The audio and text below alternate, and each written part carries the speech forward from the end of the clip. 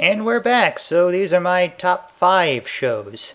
Number 5 is Madlax. This is another one from the production company that gave us Noir and El Cazador de la Bruja, but I consider this to be the best of the three, which are informally referred to as their Girls with Guns trilogy. And Madlax rises above the others for mainly one reason, which is its very unique story structure compared to the other two, which are far more traditional setups.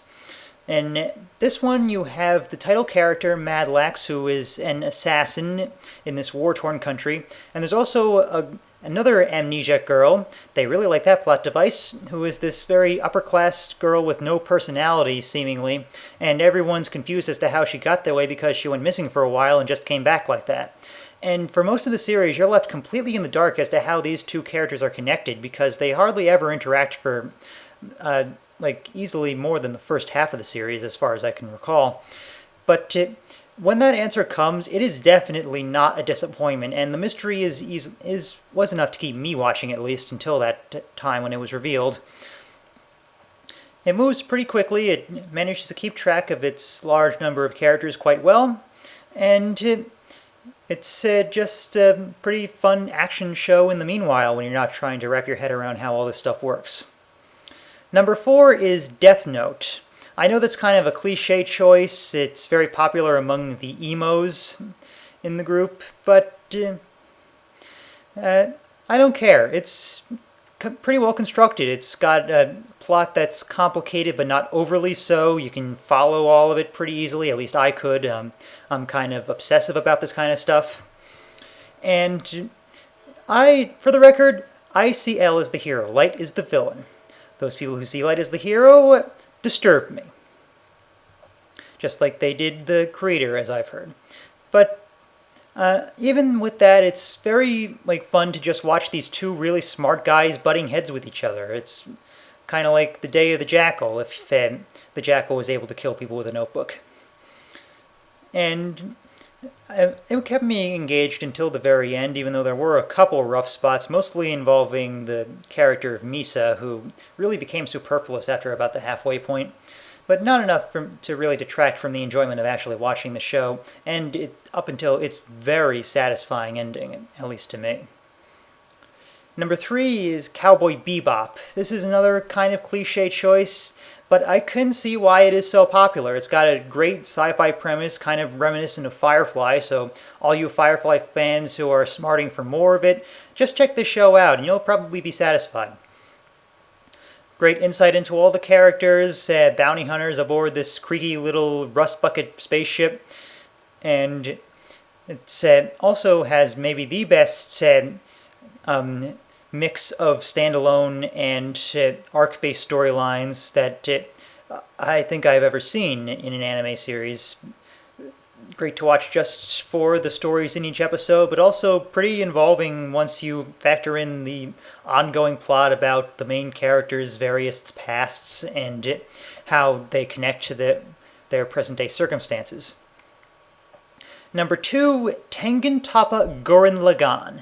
This is easily the most fun show that I've ever watched, anime or otherwise. It just is complete turn-off-your-brain entertainment, and it does fantastically in that regard. It seems like the writers were all just having a blast seeing how they could top themselves in sheer, huge badassitude in every single episode. And they do manage to top themselves right up until the very last episode, which features maybe the biggest climax to anything in any story ever told. I won't say how that happens, you just have to see it yourself. I can't really describe it anyway. Another one that I'd kind of avoid if you're not already an anime fan, but if you are, definitely check this one out. It is just so much fun to watch these people having fun making this show based on the kind of stuff they probably watched growing up that they love so much. Really a labor of love from start to finish here, and one that I just easily rank as one of the most fun experiences of my life. Number 1 won't come as much of a surprise to you that have been following some of my other videos. It's Monster.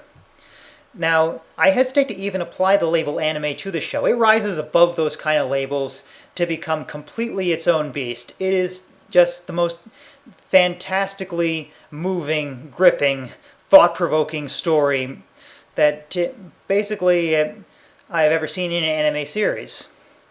It's also very long for an anime series. It's 74 episodes, but it completely fills that time well. And you will just be on the edge of your seat the whole time.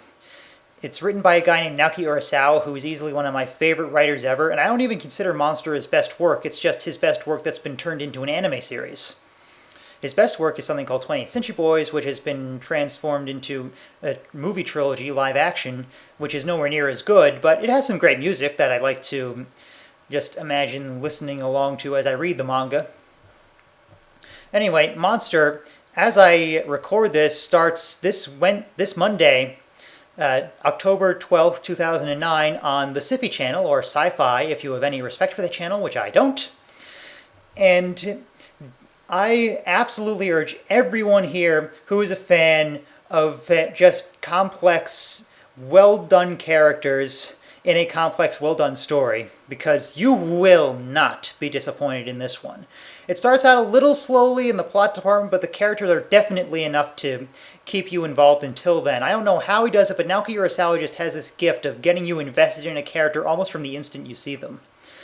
And these are some of the best you've ever seen, and the villain of it, whose name I won't reveal, is pretty much a spoiler. In fact, I won't really reveal anything about this story because it's best you go in knowing as little as possible and just let it wash over you. The villain of this story, the most frightening character I probably have ever seen. You know, in fact, the one thing you may regret about watching this show is the nightmares you'll have about him. But to me, that's definitely enough to get past if it means I can enjoy a story that's this well told. Just definitely check any of these shows out. Trust me, you'll have a good time. I'll see you around next time, whenever I get around to it.